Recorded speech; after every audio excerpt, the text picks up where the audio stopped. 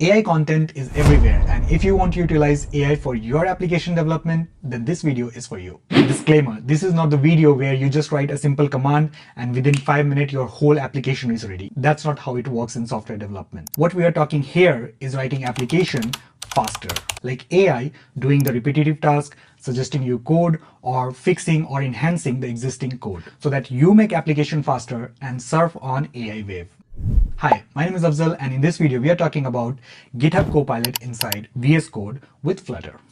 To get started, first you have to install GitHub Copilot extension. Also, it is recommended to use GitHub Copilot chat so that you can write some commands and it can execute on your existing code. And once you have extension installed, you're good to go. So let's create a new Flutter project and see that in action. Now you will see that as I start adding username field, it automatically suggests the password field and then the login button. Also, I can ask it to generate forget password, and here's the updated code. Just apply the changes and you're good to go.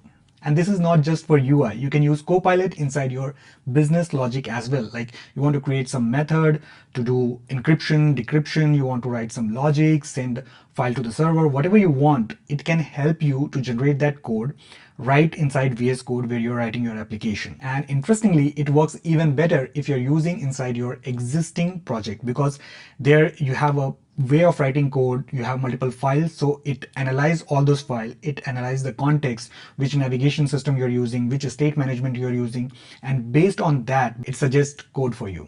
Just take an example of creating a hobby list.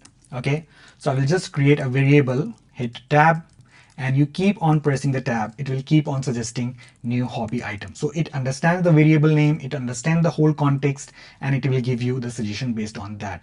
And that's not it. It can even work with multilingual application. For instance, if my app supports Arabic or German, then my lookup structure will look something like this. And whenever I click tab, it will give me the data for German or Arabic or whatever language it is, it will generate those lookup as well. So it works real time, it does translation, it does automatic suggestion, it fixes the UI. So it's a whole new way of developing application which developers are going to experience in near future. But there's a catch. Does it make a programmer better developer, or it removes the critical thinking of developer? Let me know in the comment section if you are using this feature or if you're planning to use this feature in your coming projects. For any help or discussion, please feel free to write in the comment section. I will see you guys in the next one.